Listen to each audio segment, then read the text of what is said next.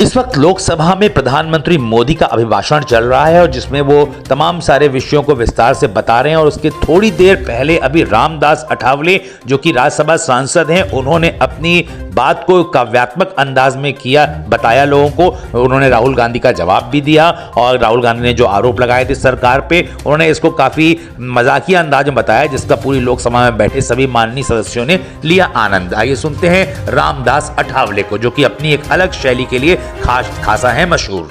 हमने भी आज शेर शायरी की है। आदरणीय चेयरमैन सर, राष्ट्रपति जी का अभिभाषण मजबूत करेगा भारत नेशन।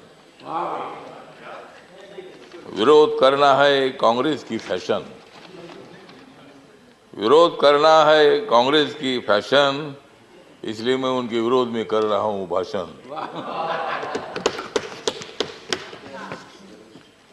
कांग्रेस वालों, जितनी बढ़ानी है उतनी बढ़ाओ दाढ़ी। कांग्रेस वालों, जितनी बढ़ानी है उतनी बढ़ाओ दाढ़ी, लेकिन मोदी जी की बहुत ही है मजबूत बॉडी। मोदी जी को मालूम है देश के तमाम लोगों की नाड़ी। मोदी जी को मालूम है देश के तमाम लोगों की नाड़ी, फिर कांग्रेस की कैसी चलेगी उनके सामने गाड़ी।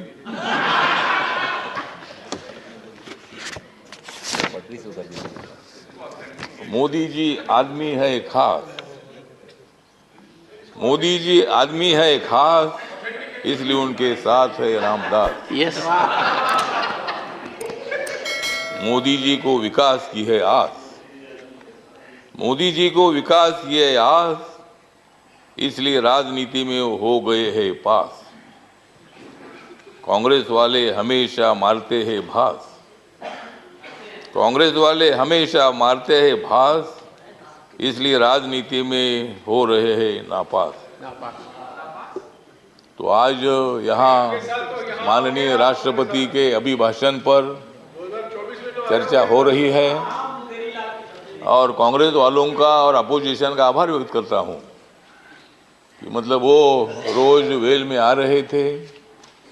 ये तो मतलब राष्ट्रपति का अभिभाषण, ये है मोदी सरकार के विकास की गंगा। काय के लिए लेते हो उनके साथ पंगा?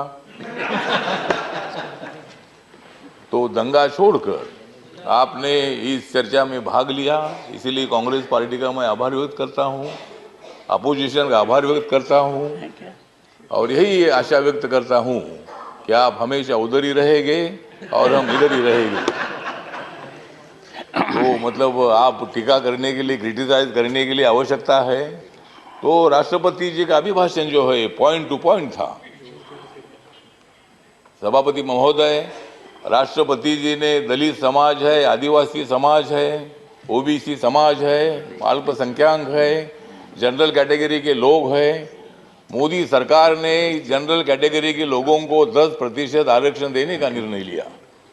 मोदी सरकार ने schedule caste and schedule tribe का जो एक्ट है उसमें अमेंडमेंट करने का निर्णय लिया।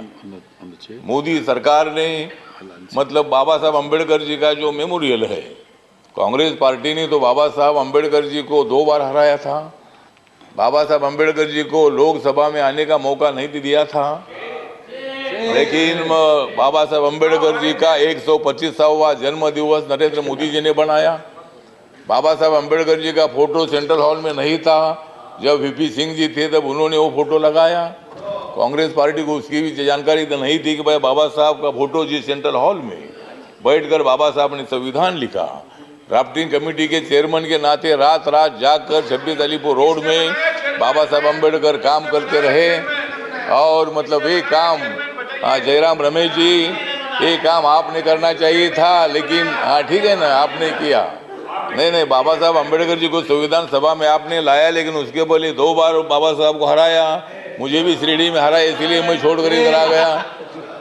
मुझे भी शिरडी ने आप लोगों ने हराया, तो हाँ, तो इसीलिए ठीक बात है। तो इसीलिए बाबा साहब अम्बेडकर जी के लिए संविधान बदलेंगे, ये बोलते हैं कि भाई संविधान बदलेंगे, कैसा बदलेंगे? हमने तो कांग्रेस को बदला है, संविधान क्यों बदलेगी? संविधान बदलने का विषय नहीं है। जिस मोदी ने 2019 में सेंट्रल हॉल में संविधान को माथा टेक कर उन्होंने शपथ ले ली है कि बाबा साहब के संविधान का भारत में खड़ा करूंगा, सबका साथ सबका विकास, इसलिए दिख रहा है यहाँ अच्छा प्रकाश। तो मतलब मोदी जी ने सबका साथ सबका विकास की भूमिका रखी है और आप चल रहे भारत जोड़ने के लिए। बाबा साहब अम्बेडकर जी ने और संविधान ने भारत को जोड़ ही दिया है। झगड़े होते रहते हैं लेकिन फिर भी हम एक हैं। या कोई पाकिस्तान का संविधान हमारा तो नहीं है, यहाँ कुछ भी हो जाएगा लेकिन देश टूटेगा नहीं। जम्मू कश्मीर भी हमारा है। अभी हमारे साथी बोल रहे थे कि 370 को हटाया है, पहले हमने कांग्रेस को हटाया फिर 370 को हटाया। तो इसीलिए मतलब हटाने का विषय तो नहीं है। तो इसीलिए मतलब सभापति महोदय, राष्ट्रपति जी मतलब हमारी अनुसूचित जनजाति के राष्ट्रपति जो है पहली बार बनाया।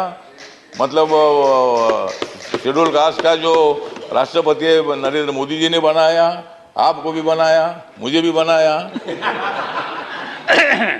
तो इसीलिए मतलब ये राष्ट्रपति का जो अभिभाषण है तो इसका सपोर्ट करने के लिए जो मेरी रिपब्लिकन पार्टी ऑफ इंडिया है, बाबा साहब अम्बेडकर जी ने स्थापित की हुई पार्टी है, इस पार्टी की तरफ से इस अभिभाषण का सपोर्ट करने के लिए मैं यहाँ खड़ा हूँ।